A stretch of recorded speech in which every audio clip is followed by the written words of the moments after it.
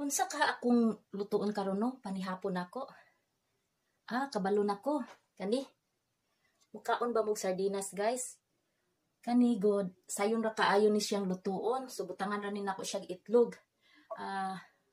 I-vlog lang ni nako karon ang sardinas kay ngano nagkagubot man gud ang Pilipinas kay naay nanabang ng hatag og sardinas. Ako lang ika-istorya sa ako lang ning side ha.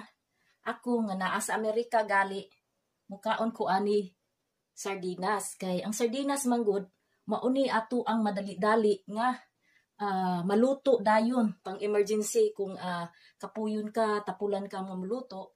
Kani sardinas dali ra kay siyang lutuon. So kamo din ha sa nagreklamo nga gitagaan pa og ganang sardinas, reklamo pa gyud sila.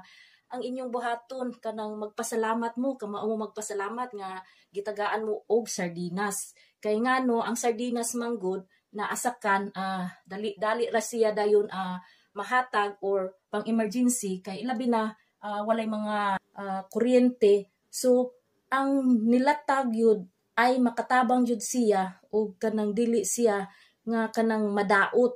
Kay kung tagaan mo og mga apritada, mga unsa diha, lechon, mubiyahe pa sila padung sa inyo ha, traffic kaayo, unya mabaho na siya. So ang kaning sardinas nakakan pa siya, unya madili-dali ra gyud ninyo gluto og anytime nga gusto ninyong lutoon, ablihan lang ninyo siya og lutoon. So pagpasalamat in taon mo oy aron grasyahan mo og kanang daghan paggrasya maabot ninyo.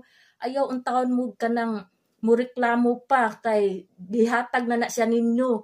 Wala mo'y kanang gitunol nga kanang kwarta nga kanang ihatag sa ilaha. Nga nihatag silang sardinas or mga canned goods din ha para lang na sa ilahang kanang kabubuton ug kaluoy din ha nga nakatabang pud sila sa ato ang mga kanang kababayan nga naapektuhan sa linog. So be thankful jud mo, mao gyud na inyong angay buhaton magpasalamat bisag unsa pa nang gihatag ninyo magamay or madako, angay jud ninyong pasalamatan aron naamoy grasya nga moabot.